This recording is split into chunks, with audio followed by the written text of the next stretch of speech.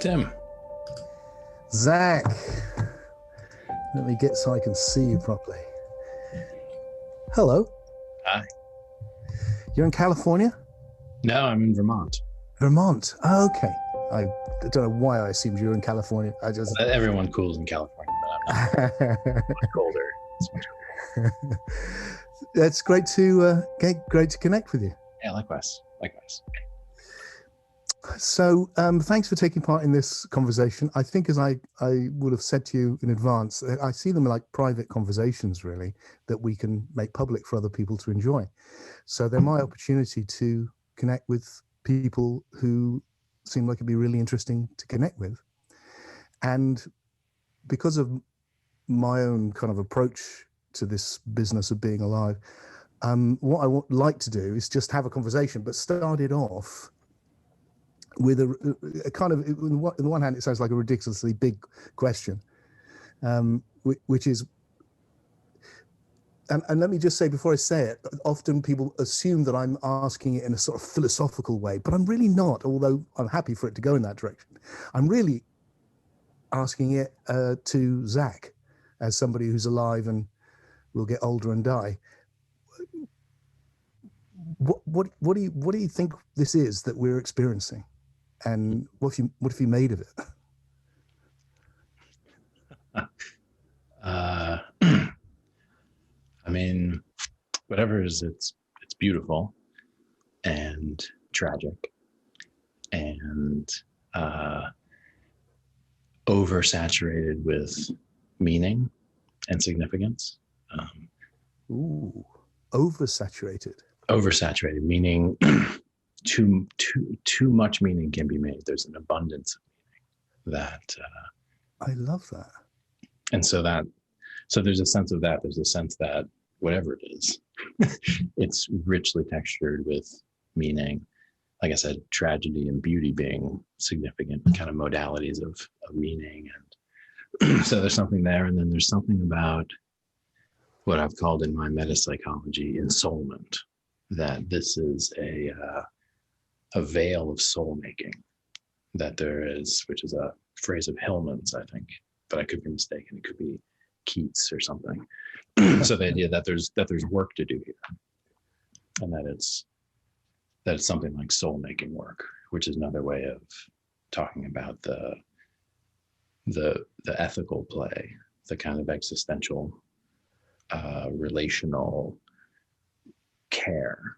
It's part of what you're here to do. That's not just to absorb the beauty or to suffer, that there's a work that's uniquely one's to give, or a unique gift kind of offering. So I think that's part of it. And then it's also clear that it's huge, like it's way beyond comprehension in terms of time and space, in terms of complexity and things of that nature. So I think of like the dawning of the deep time awareness after, let's say, like World War II or something, when like Teilhard de Chardin or Bindo began to like think through just what a giant, incredible cosmos it is, and that the human is part of the cosmic, that the human is cosmic. So that's a little bit of it, and that's a very abstract philosophical answer. In the domain of soul making, then it's about being where you are, who you are, and giving as much care and attention as you can to your most immediate and intimate contacts. I've talked a lot about how all of the social media mediated meta narratives can actually disconnect us from the immediate care that we need to give to the people that are in our exact proximity. Yeah. And sometimes you don't pick those people. They're the ones, it's a family you're born into. Sometimes they're the friends that you've cultivated for years, or neighbors that you've stumbled on by chance. And so there's something about intimacy too, something about the connection, so that's a deep question, Well, God, I relate to every single thing you said, but not just a bit, not like a lot. And there's so much there I want to unpack. The soul making, I think it is Keats actually. Probably Hillman got it from Keats. It's a poem by Keats, and maybe we'll return to that later. But because my last book was called Soul Story, but the name I wanted to call it, but the publishers didn't let me, was Soul Formation. Oh, right. Because it feels like that the whole thrust of this kind of cosmic evolutionary philosophy that I was trying to articulate in a very simple way led to that. And we should definitely return to that. And the intimacy thing is a really big theme for my previous work around awakening, which is like, yes, awakening, but here, right here with these people. And are you a dad? I'm not a dad. No. Okay, so for me, it was that really opened that up. It was just suddenly into that kind of like.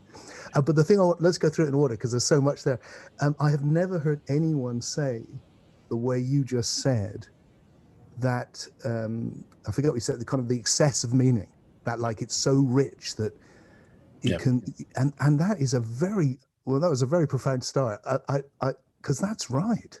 Mm-hmm. That's completely right. So say more about how you've come to that and what you mean. I mean, so my background is as a developmental psychologist and as a philosopher of education. And so when you look at developmental psychology, and then if you extend it farther back, as Piaget did, right, the founder, to look at, biosemiotics and the experiences and skill capacity of animals and things of that nature, you realize that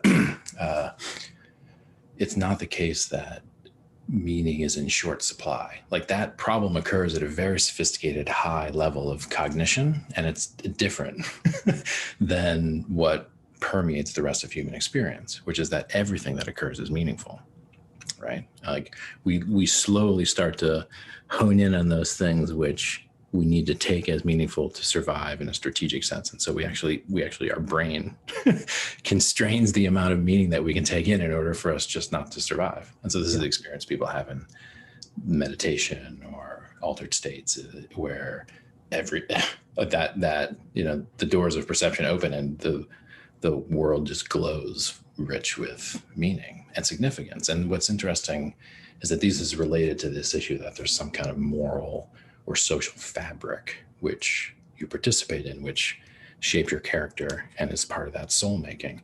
And so some of that meaning is not just like, whoa, it's so beautiful, but it's like, oh my gosh, like this word that I utter is important, right? Not like because it's a socially constructed reality, but like there's a real significance to it. Like I've been a caregiver for many years for my wife. And so it was in that context that I felt that sense that you had as a dad of like entering the field of significance, not leaving the playing field into, I really like that because so many people that I come across around spiritual awakening, which has been my major focus for my journey through this crazy, beautiful, terrible place, has been that. And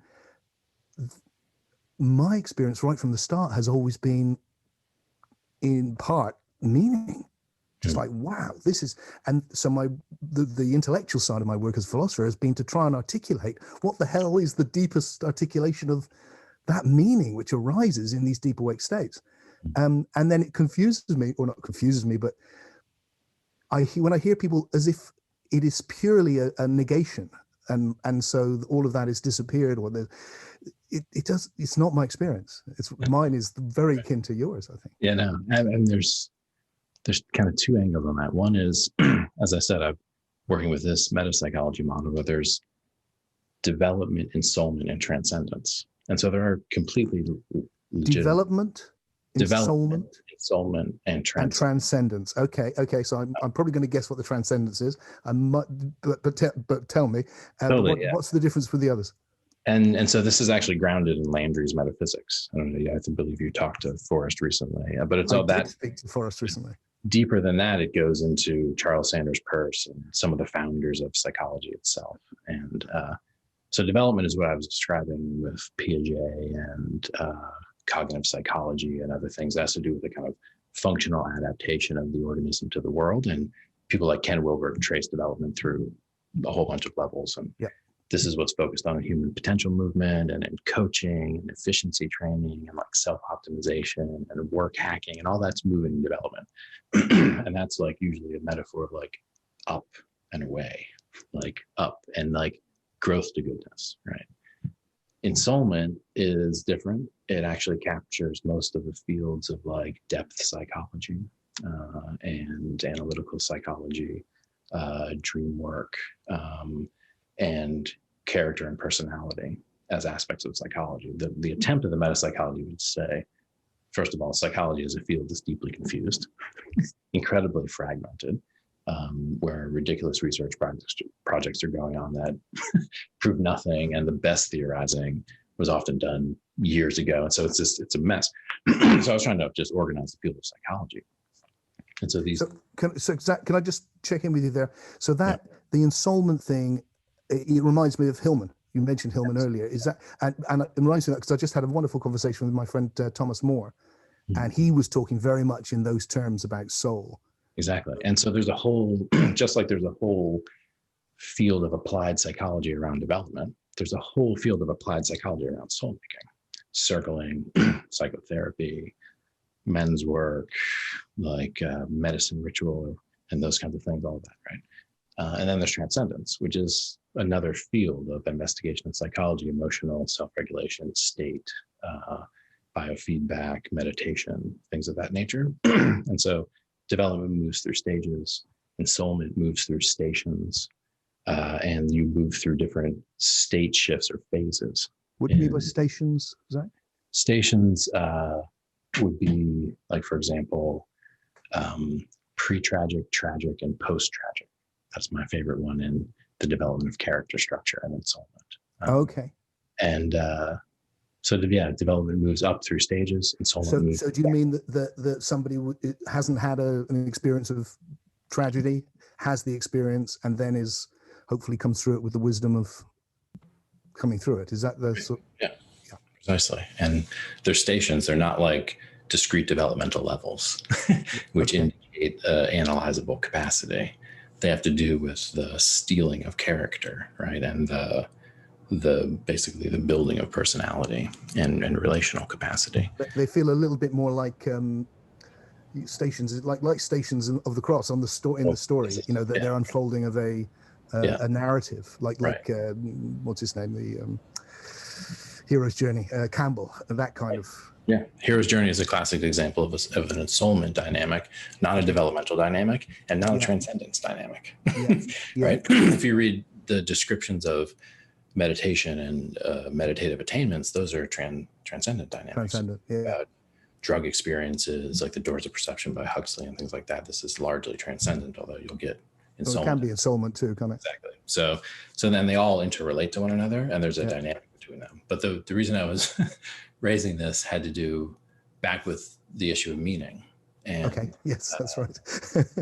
Which is the idea. Well done. and the idea that many people have about spiritual awakening ends up being like a over focusing on that transcendent. And in many of those states, it is precisely the cessation of meaning making that is the liberating experience. And it's particularly the stripping away of meanings that were related to superficial notions of identity, and the replacing of those with meanings that are related to a much larger sense of identity, like happens quickly, like in 15 minutes if you do a medicine thing or a really good meditator. And so that notion of like transcendence as the main modality of spiritual attainment has been a bias, I think, when Buddhism was imported to the West, let's say. But if you move into some circles like Jungians and et cetera, then the bias is as ensoulment, as shadow work and circling and endless emotional processing, and all of that stuff becomes the main event of spiritual transformation. And if you're a human potential person, then it's actually development. You want to move up the spiral dynamics ladder or attain, higher capacities and traits and things of that nature, when really all three of them are essential. And if you hyper focus on any one of them, you get out of balance. And we all know people who have done a lot of meditation work and not done much ensoulment. They've actually insulated themselves from tragedy precisely to be able to neurotically control their own experience through meditation. And then others who could use some meditation because they're completely embroiled in the tragic and need to get out of the tragic into the post-tragic. And then others who could care less about all that stuff and just focus on optimizing, making money and fitness and things of that nature. So there's a general out of balance. And so the metapsychology is trying to hold all of those together and look at how things like spiritual attainment, but also, relational dynamics, educational dynamics, how all three need to be taken into account, basically all the time when you're doing work with the psyche. And so so the oversaturation of meaning is one of those properties of ensoulment, like the deeper, so the down and in to the world. This is the ensoulment process. And so you become more richly enmeshed in the meaningful connections of your life, fall deeper in love, put yourself at greater risk to have more tragedy precisely because you are falling deeper in love. So all of those notions are things that are aspects of ensoulment, which can be actually ignored or denigrated if you focus just on the transcendent or just on development. And so that was essential. But again, like the balance between those is the real goal.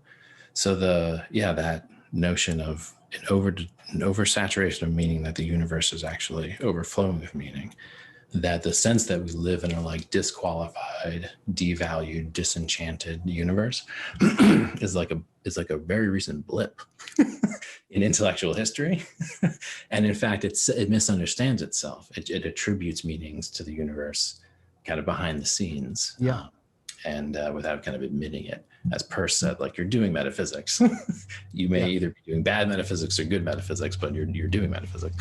So yeah, that's one of my starting points. And as a psychologist, it's clear that there are forms of meaning making that are very important for psychological health. And so that's one of the things we're here to do, is actually make ourselves healthy by making meaning together with one another.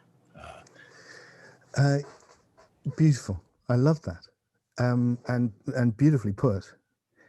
So maybe I can throw back or offer back to you this idea of soul formation that I've been exploring. It requires a little bit of background, and I'm going to just try and say it as quickly as possible without talking nonsense. But I'm sure the much of it will be familiar because, well, one of the key ideas I think is in Peirce, for example. But so, like you, I think from what I've looked at, it seems that we're in this incredible evolutionary process of emergence. And what's fascinating me about it is that when I look at the nature of time, every moment is new, which is obvious, but kind of interesting. And every moment, as well as being new, contains within it the previous moment. In fact, not just the previous moment, but everything. So that the past is implicit in the present. It hasn't gone anywhere.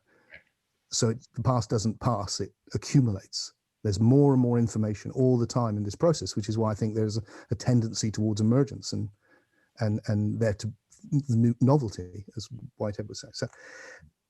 So from that, and that's Peirce's idea of the habits of nature and all of that, but it seems to me then that we can say that the universe is kind of made of time. It's made of the past and everything in it.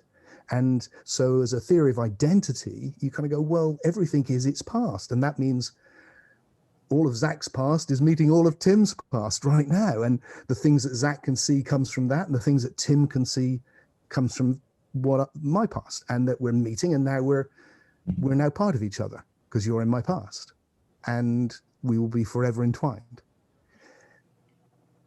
Which means that if you then take this whole journey we've been on of 14 billion years from hydrogen to us having a conversation about the universe,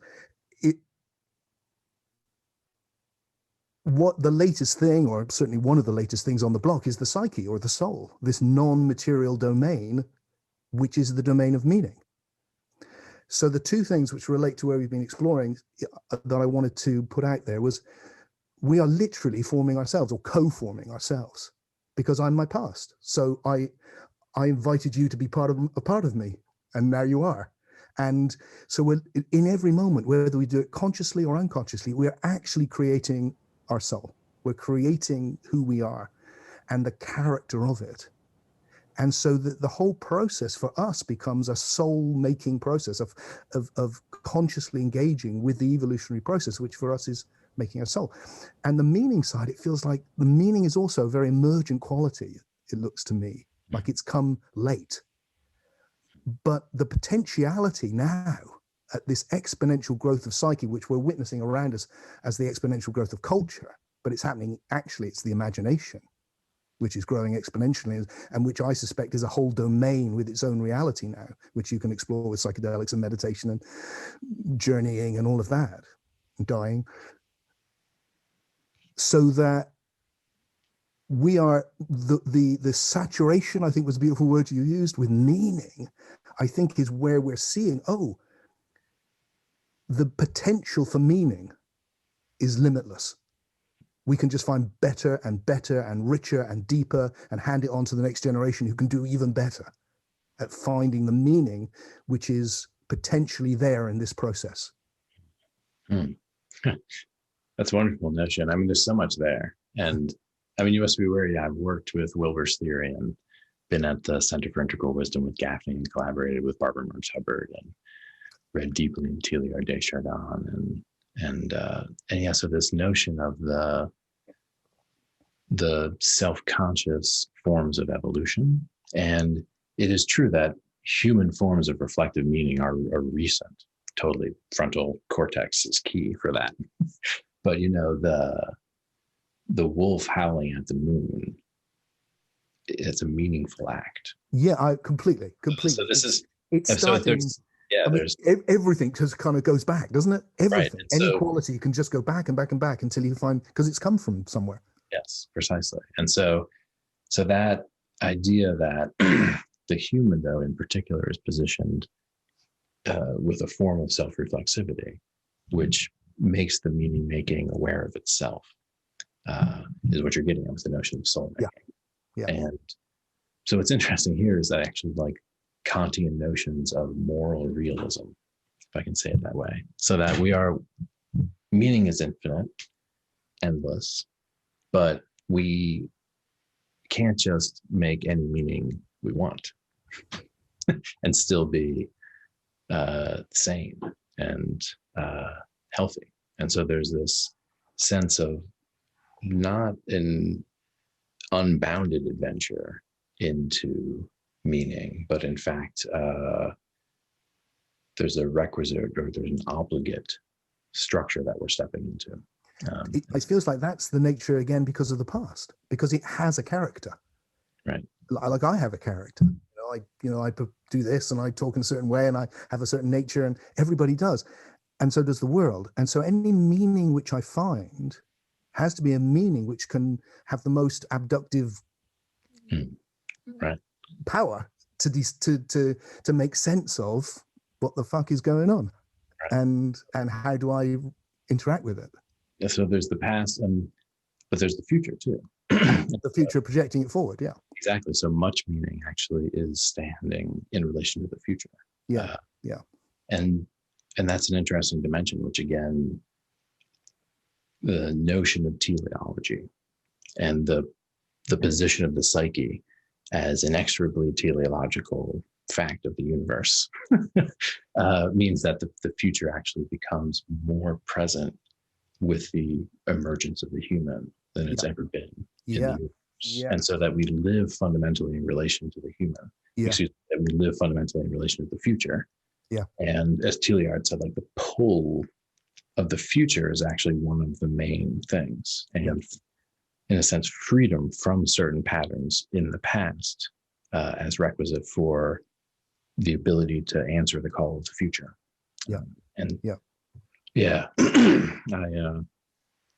Yeah, there's so much to say in the domain of evolutionary ontology and how that actually is relevant to the field of developmental psychology, which is to say that there's a metaphysical underlaboring that can be done for psychology that positions the human psyche in the universe. Because that's the other thing that, excuse me, that psychology is missing in the field, is actually its relationship to all other fields and its sense of that big history picture of what the nature of the universe is. So it's, you think it's I mean, I don't, I mean, I pass through psychological circles, but I'm not in them like you are. So is it, do you feel it's isolated? Like it's become, I mean, the scientific psychology seems very, the impression I get is, I mean, when I studied it a long time ago, you know, I can remember the disdain with which my professor greeted me when I went, well, I'm quite interested in Carl Jung, actually. and he just went, oh, yes, armchair psychology. And I was like, that was that, finished. Yeah, and I'm not speaking to denigrate psychology, but it is the case that there are a precious few psychologists who take the psyche as an ontological problem and are worried about working on the background necessary to actually be doing anything like psychology as a science. So it's a deep question, which was never actually resolved.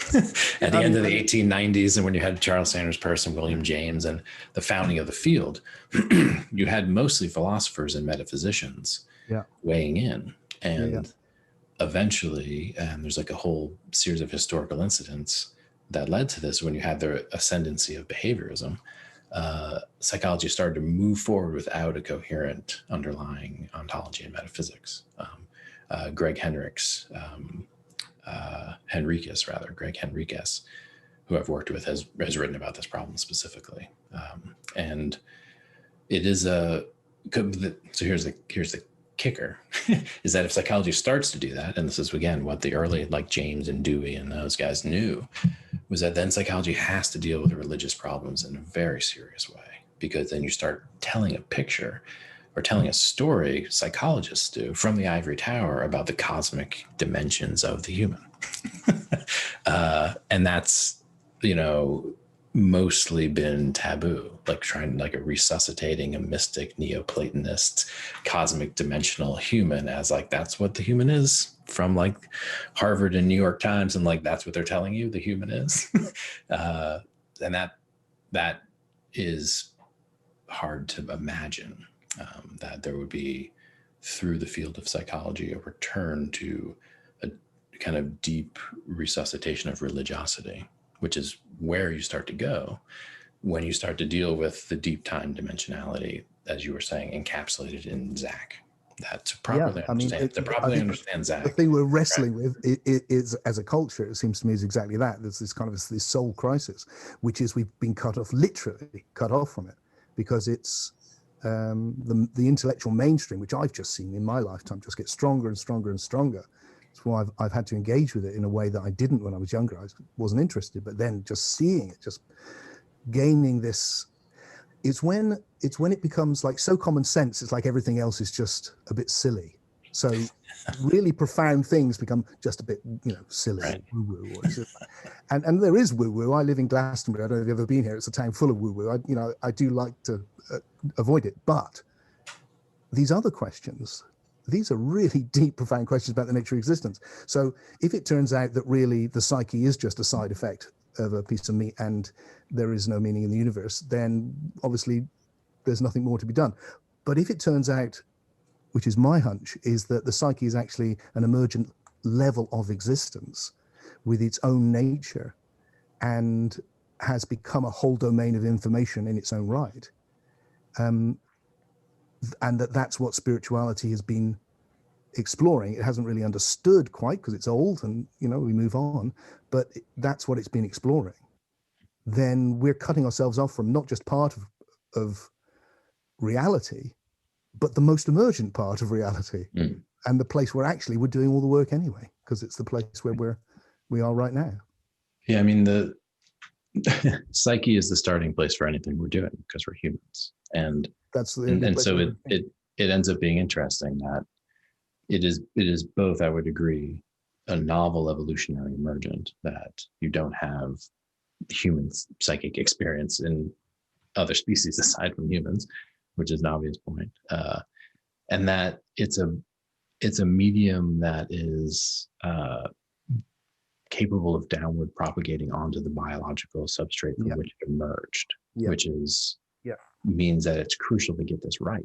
Because if we don't get it right, then we're all going to die. Because it's getting stronger and stronger and stronger, and therefore the power is increasing through the imagination. Is that what you mean? Sure. And that therefore the danger to the biological becomes stronger because of the weight of the soul. It is in part that. It is in part because we've built up cultural and technological systems that require longer and longer periods of education to re-socialize people into those roles. So it's like when you're an animal species, you're a beaver and you're building dams and you're building beaver huts. That's basically what you do. And you don't get into a situation where you've built up a very complex infrastructure of beaver cities with sewer lines that now need to be maintained by specially trained beavers. This doesn't happen. So you're running on, let's say, the hardware nature gave you. The human moves beyond that and ends up being in a realm of freedom, which is not bound by the same instinctual routines. So we can actually build ourselves into a situation of great peril, which would never have arisen if we didn't have these big brains capable of creating. And I guess we've been doing that one way or another for quite some time, actually, haven't we? Yeah, precisely. And so it is the case that the work done in the realm of psyche, and this was the focus of my metapsychology, is the primary work that needs doing before most other work. If you're thinking about solving problems in the world. And so regardless of if it is about spirituality or not, there's a need to reckon with the life of the mind, as we're seeing, like the crisis in public culture, and the nature of the imagination and the capture of the imaginal by the image on the screen, which is one of the driving dynamics now. The overabundant application of the commodity form to image and imagination and identity. Those are the kinds of dynamics that could cascade into catastrophic risk, right? That we're free in a realm of image. I'm not quite following you, Zach. There, take me through what you mean by that. Why does that? I mean, I get the image thing, but why is that catastrophic risk arising from that? So imagine an entire generation unable to form realistic images of themselves and of the world. Right. So imagine a form of socialization which becomes ubiquitous, which populates the imagination, with images that are not real. Not real meaning that it is a static, two-dimensional experience that was placed in front of you by a social media platform that is basically trying to make money off harvesting your attention, right? So it's not an organic image that occurs in story and literature, or that you pursue through education, or that occurs around a dinner table or something, right? It's actually an image that occurs in the context of a communicative field that's been almost totally saturated with strategic and advertisement related imagery. So I'm talking about peak advertising and customized, algorithmically optimized advertising, so fundamentally disrupting identity creation patterns that we have a catastrophic bifurcation of intergenerational transmission, and we cannot reproduce at the level of complexity needed the character structures and capacities and skills to keep our hyper complex technological I come across that quite a bit, and people recommend me things to. I actually don't relate to it that much. It may just be my narrow experience, but what I see with my kids, their friends, or the young people I come across, is I don't see that. I see an addition to, not a. I mean, obviously, there's people we know who, as with anything, who are caught in a negative thing with it, and kids sitting in their rooms in Japan or whatever it is, all of that stuff. So that's real, I know. But overwhelmingly, what I see is a kind of a new technology, a new, something as big as the printing press, but open to everybody. And we haven't come to terms with it. We don't know how to use it yet. But it feels, and there's dangers, obviously, serious ones, but overwhelmingly, it feels much more positive than that to me. And that when I see what I see with my daughter, say, who's now 20 and all the way through she's grown up into this, is that she's really connected with her friends. I kept on old people like me kept on telling me, oh, the kids today, they're just not connected. And I'm like, they really connected. When I was young, we were with each other for a bit and then we had to go home. Now they're always together, but they haven't lost that intimacy. It's just increased. So I don't know. It feels like it's much more likely to take us not to something catastrophic, but something actually quite positive. Yeah, I mean, there are undeniably positive aspects to the internet and social media in particular. But as an educator and a psychologist who's looked into the overall effects of social media on adolescent, let's say, mental health and academic performance and things like that, I think you have to come down on the side that we need to start seriously reckoning with what we have created and actually doing national level legislation to control these things as if they were substances. Like the addiction rates for social media use among adolescents are pretty astronomical and correlate really strongly with increases in suicide and suicidal ideation. We're in a childhood mental health epidemic right now, in the United States anyway. And one of the main culprits does appear to be screen time. The incidence of adolescent political radicalization and extreme ideological identification has also increased greatly. And I'm speaking from primarily an American context, but it's a global issue. Sure. And so it's one of the main things that is on my radar as like this is more important than fixing the school's problem, from the dimension of like helping the next generation of kids take on the responsibilities that we're leaving them with. Sure. I mean, I certainly get that, we've this new technology is very big, happens so fast, and it's hard to. Well, and you have to look at the work that's done on surveillance capitalism and the work that's done displaying precisely the way places like Facebook and Instagram and YouTube and Google were designed and the way they make money. And see, I don't know that I see that, Zach, because it's like this whole advertising thing. I love it that when I get an advert, which doesn't happen very much, and I can usually pay to get rid of them if I want to. But when I get, when the adverts come, it's not an endless, they're not trying to sell me burgers and I've been a vegetarian since I was 17. They're going to sell me something I'm actually interested in. That feels like a service. It doesn't feel like these dark forces behind me kind of get into my head and get me. It just feels like, great. When I was growing up, we had to sit through the fucking adverts where things you weren't remotely interested in. You had to sit there and then you could watch it. Now, it doesn't do that generally. You can just flick it over. It'll come up on the side and it tells you something you may be interested in and actually go, oh, actually, I'm quite interested in that. Thanks. And, things like my wife today just said, oh, yeah, I've just found this thing. And it just came up on my Instagram. It's what I was looking for. And it's like, great, there it is. Thank you, Instagram. That's exactly what we were looking for. That doesn't feel this dark. Now, so I feel a bit more like it's a kind of a just mixed, and we haven't come to terms with it. A bit like when the people with printing, what fascinates me is the way people would just believe anything they read, or saw in a cartoon.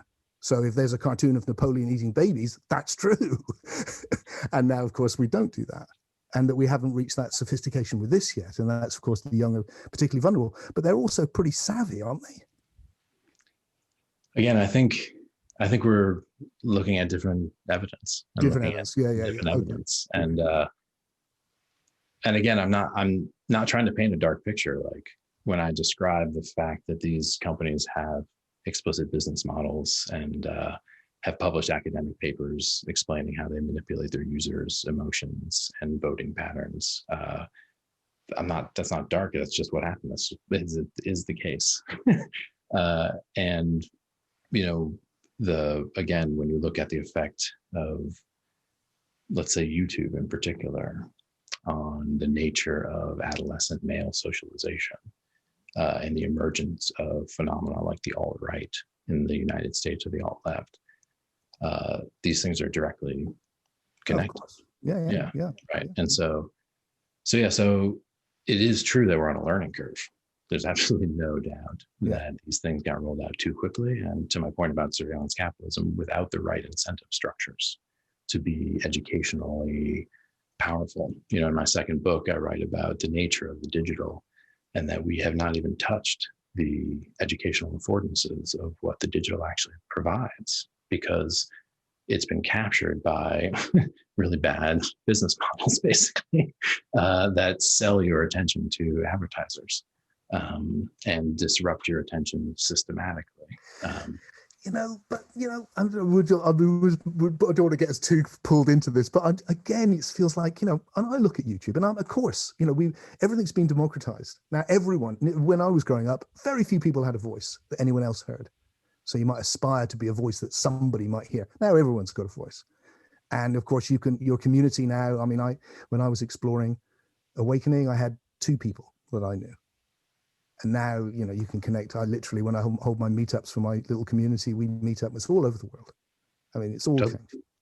And so that's why, obviously, you're going to get the mushrooming of these groups. And you're right. We're on a learning curve. We've got to work out how we can get people savvy, getting people to be able to tell the difference between things, all of those issues.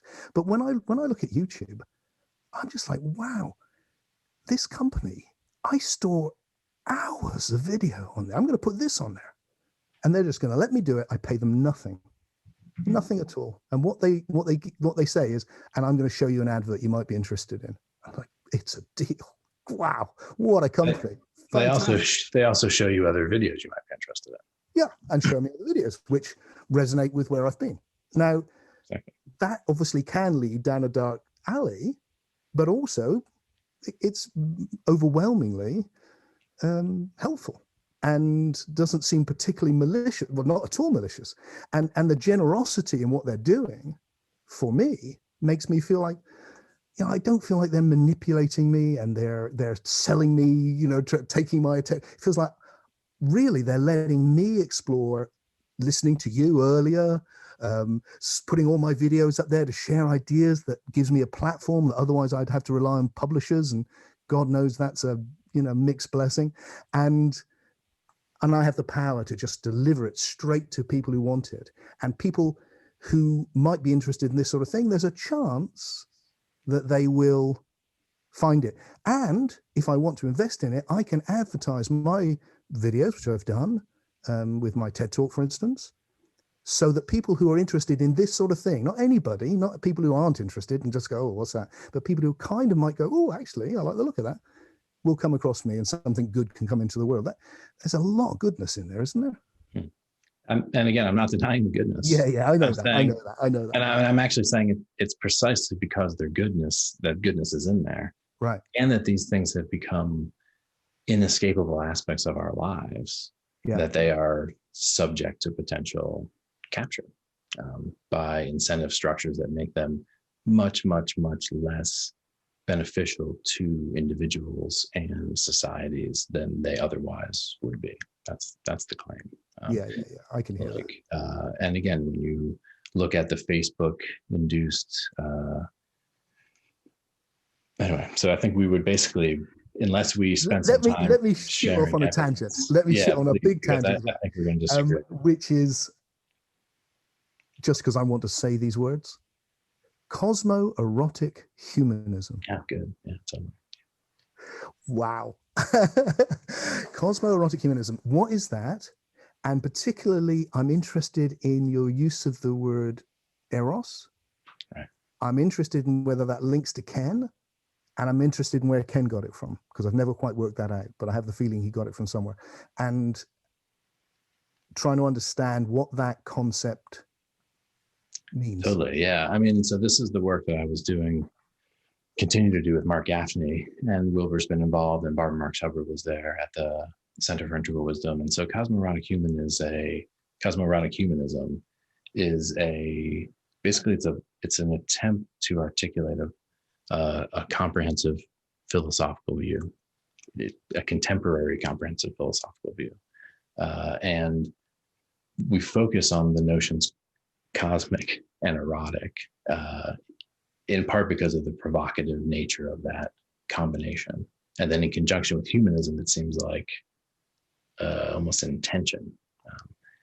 So the attempt is to do something very similar to what you had described, which was to retell the story of cosmos and to position the human in a meaningful universe, right? Not a human emerging in an unexplained way, parachuting out of nowhere, coming in, making up all the meaning in the universe, and then disappearing, not knowing what it was all about. But in fact, the human as part of a vast cosmic story, which is characterized by a movement of reality towards increasing connection and wholeness and complexity and consciousness and depth and meaningfulness and uniqueness, and a whole bunch of other vectors of the directionality of cosmic evolution.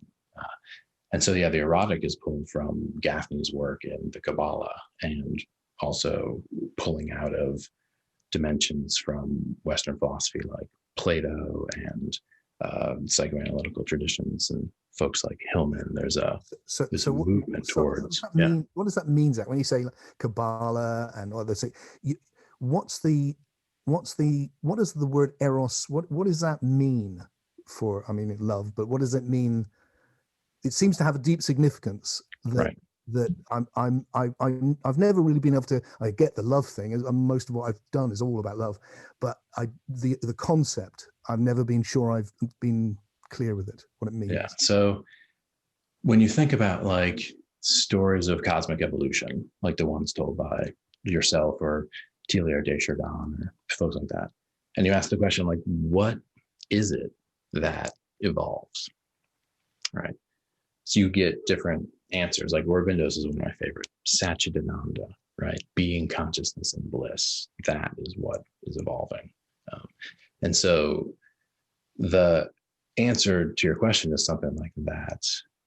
The substance of the universe is something like eros, that the phenomenon at its most basic essence is something that we understand as being of an erotic nature. And the important difference here is to not confuse the erotic with love, and to not confuse it with sex, and to understand it as a archetype of process, right?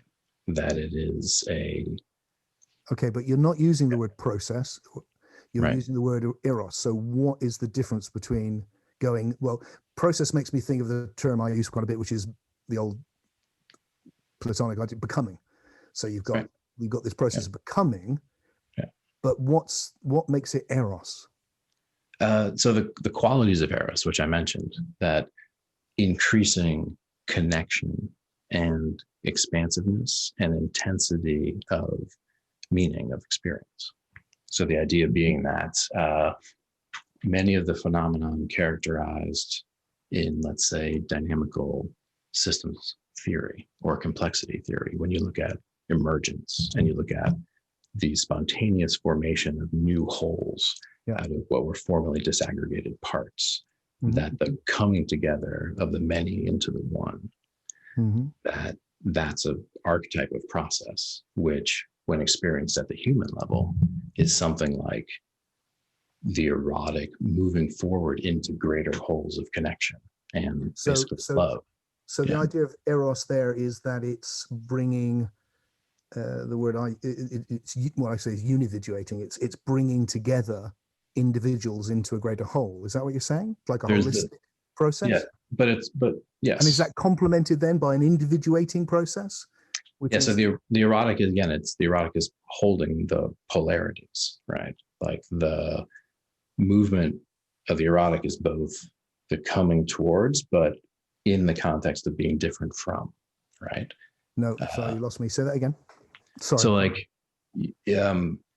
it's weird if you look at yourself in the mirror erotically and you like want to move towards yourself and create a larger whole with yourself and be part of a field of meaning that you share with yourself. Like you do that with another in other. And in fact, difference is a prerequisite for something like erotic movement and dynamic. Okay, so individuation or difference is a prerequisite for that's the thing. Together in a new the idea is that many of the sub processes which are necessary to get the evolutionary thing going can be held under the banner of something like the erotic, if you want to wrap human experience into that, right? Because you can't just call it consciousness. It's not consciousness, but consciousness is a characteristic of it. It's not just increasing complexity, but increasing complexity is a characteristic of it. It's not just increasing richness of meaning and potentialities for like relationality and love, but that is a dimension of it. So the idea is that we want to capture all of those and actually have a story to tell about like a dozen different first principles and values that characterize the thrusting forward of evolution as a dynamic. And so we were searching for a word that was like that word cluster together holds it. And we're looking for a word also that merges with the great traditions of philosophy and religion, and a word that allowed for the complexity of the human psyche. So eros ended up being the choice, and so it's a instead of like being a pan-experientialism, which is just one dimension, we talk about a kind of pan-eroticism, and the idea there being that the whole universe is being drawn into these dynamics of intimacy and relationship that increase experience and intensity. Okay, so so what I'm hearing, what I'm getting anyway, maybe more of it, is relationality, really. That there's a phrase which I'm using a lot right now because it captures the very simple beginnings of things for me. Is what exists is not the one; it's the one in relationship with itself, and that relationality. Actually, this really helps me because one thing I've written about in the past when I was writing about Gnosticism is the Orphic myth of the birth of Eros in the mysteries of the cosmic egg, the one breaking into two and giving birth to Eros, which makes the two one again. And so that kind of resonates for me with what you're saying. Is that? Yeah, and that was the problem, is that there were too many base archetypes of process that characterized the evolutionary movement of the cosmos, which is to say that there was something like the many becoming one, the emergent new. There was something like, relationality, just increasing connections between things was happening. There was also something like a deepening of intensity of experience, greater awareness and consciousness, and more saturation with meaning, some of the stuff we already discussed. So we were looking for an overarching way to have a meta-theoretical frame that could hold all that stuff, to begin starting to investigate it systematically and thinking about the way that the human as cosmic participates in this. And so part of Cosmoronic Humanism also involves another strange combination word, which we call Anthro Ontology, which is a methodology, which says basically that like you can understand the universe through your experience. That science is in fact only that in a very refined way.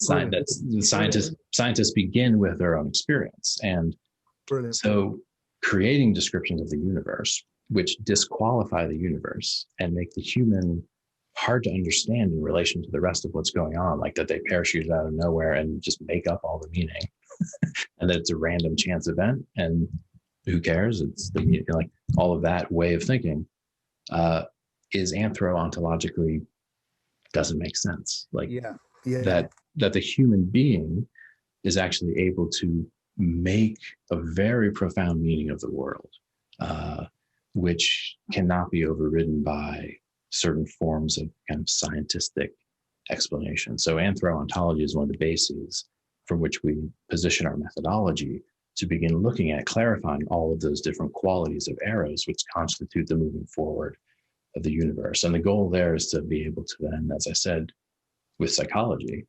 position the human in the universe in a way that revivifies the religiosity of our experience, right? And that it's not just my meaning that I'm making. I'm participating in a field of meaning. That my desire and love as a caregiver is not just kind of like a creation of my meat machine, that I'm actually participating in a field of significance that's much broader than me.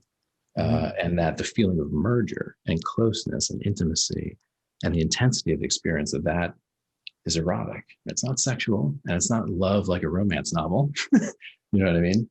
But it's erotic. You're drawn into it, even into tragedy. You're drawn into the merger with it. So it is.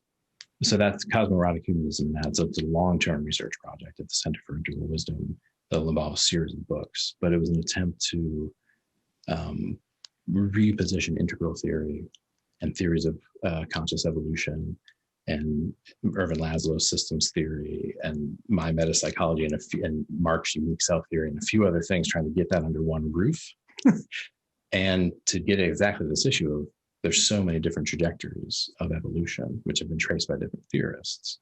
What's an overarching way of thinking about repositioning the human as a meaningful part of the evolving cosmos? What are the languages and concepts we need to do that? That's basically the project of Cosmorotic Humanism. And yeah, as I said, it emerged out of Gaffney's work, which was originally a cosmic humanism, which was pulled directly from sources in Jewish mysticism that were looking at the way to understand the merger between God and the human, and specifically the way that the human hands are the hands of God. That the work that's done to build ourselves in soul making, that in its ultimate understanding and one's anthro-ontological experience of it is a mystical activism, that there's so that's like the source root in the tradition, but then there's echoes, of course, in other places as well. And Cosmoronic Humanism has been building over the years, as Gaffney and I have worked on it. Daniel Schmachtenberger's been involved, Wilmer's been involved, Barbara Marx Hubbard, Michael Beckwith, a bunch of people. We'll see where it goes. We'll see where it goes. There's many ways of telling this story that you like, and you have your own way of telling the story. And it is one that is, I think, timely and necessary. I think that it's the great task in this area is to find that story. So what I've been up to is very similar, and probably for very similar reasons, except probably I'm doing it more. I've been more isolated in it. I mean, I've met Barbara, and I do connect with other people around it. But it's intriguing that you've been able to work together with those people. So my work at the moment is going under the name of Unividualism, because I found I needed a word that it was leading to, because I wanted it not to be just about a story of the past, but actually a story of the future, which is what you've said. So that it felt one of the key things that had come out for me with my work on awakening was wanting to position the individual not as the impediment to awakening, but the foundation for it. Right. And that therefore the forming of the character of the soul was the way in which you could allow these transcendental deep awake states to emerge, and to feel that enormous love and that profound communion and oneness. Right. So that what the vision which animates me is that we are, I don't know how fast this is happening, or this is no prediction or anything like that, but that there is a movement from the individual, this intense individualism, which has just been explosive and is still increasing. And I think probably rightfully so. It's been a great thing. But obviously it's not going to end with that. And that after individualism comes what I call unividualism, and with the idea of a unividual being an individual conscious of unity. And I see that increasing in my lifetime, just in the way that the amount of compassion in the world seems to be so much greater all the time, that there's a real, lots of people care for other people on the other side of the planet that they'll never meet. And historically, I'm sure, you know, right. this is not happened before. It's quite different. And it's with species, cross species, all of that stuff. And then also that when I started talking about oneness, when I was 30 years ago, most people thought it was abstract. Now, most people go, oh yeah, I've experienced that, or yeah, I want to experience that, or the transcendent states are not for other people. It's like more and more people. So it feels like we're moving there, and the philosophy needs to support that evolutionary process. And so mine is really looking for much more of I mean, I'm working on a bigger book right now, but the wanting to get a narrative, like the simple, the simplest way of getting across the deepest aspects is what I tend to focus on. That's my thing. Yeah, we have focused on the notion of homo amor, which is counterpoised to homo sapien, the notion that, as many of the evolutionists have said, there's something new emerging that's almost like a new kind of species. I suspect we're talking about exactly the same thing. Exactly, it's exactly the same thing. And so homo amor, it's not just awareness of awareness, which is homo sapien. It is actually the merger into the social field of care and concern, as you're saying. And the interconnection back to the internet, which is awesome, although it has problems. The whole world is completely interconnected. So our capacity to have compassion for people that we will never meet is through the roof, and that's one thing we struggle with. That we're overwhelmed by by the tragedy of the world without feeling we have the capacity to respond to it. So there's it's a critical moment of growth and maturity for the species. And so, we try to do work to promote the emergence of the individual or homo amor, or I love that. That's a beautiful description. That's exactly right. Yeah. And the thing, this is probably a great place to home in on to complete our time together, Zach, which I've loved, by the way, is that, the thing which is, I started off with, hey, what do you make of this? And I've been exploring this now for whatever it is, 61 years. And the only thing I really know, and I don't even know if that's the right word, is that what matters is love. There's a different quality to that, to anything else. Right. This is Anthro Ontology. It's like the possibility for skepticism is huge. Yeah. But if you're really honest with yourself, there are things you do not doubt. Yeah. And some of those things are the love you would have for your wife or child. Yeah. And you're absolutely correct. And that's sometimes the answer that I give, that we don't have to go metaphysical or ontological or anything, that we can return to the center of being here now with people we love. And this is real as you can get, realer than, let's say, quarks and string theory and neurons. And it's from that love, which is so precious, like for that person, right the way through to this enormous kind of all-encompassing. Right. Now this is the cosmoerotic insight. That's exactly right. That God, it's just so big, it just pulls you apart. Right. And my whole focus hasn't been the last 10 years. I've got more philosophical for my sins, but the fundamental thing has been about, right, how can we get more people, and me, how can I be more in that, and how can we be more in that together?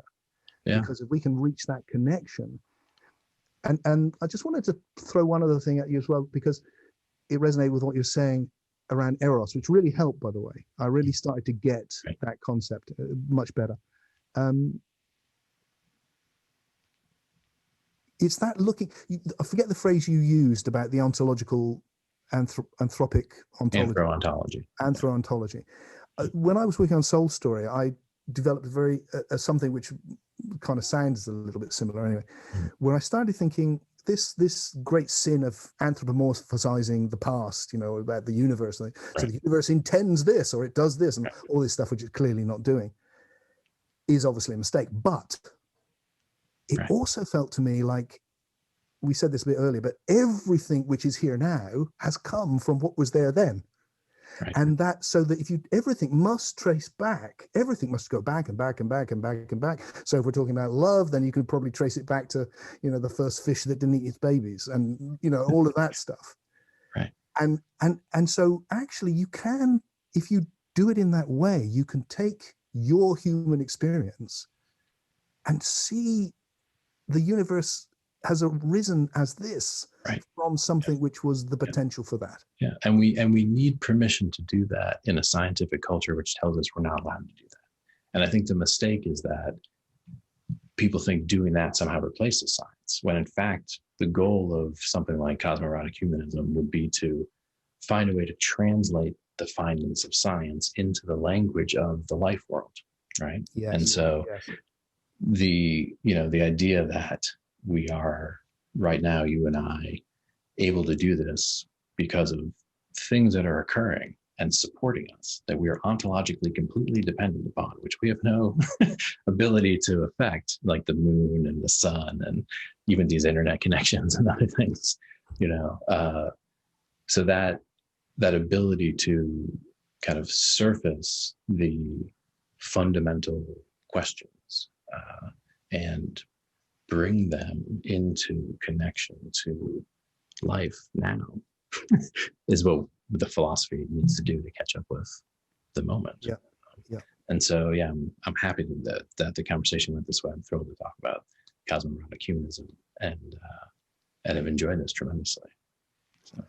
Well, thank you for making time to, and like we said, we're in each other now forever, and that's in this instance a lovely thought. And I've been fascinating to share your beautiful mind and your big heart, and thank you for doing that. Yeah, thank you too.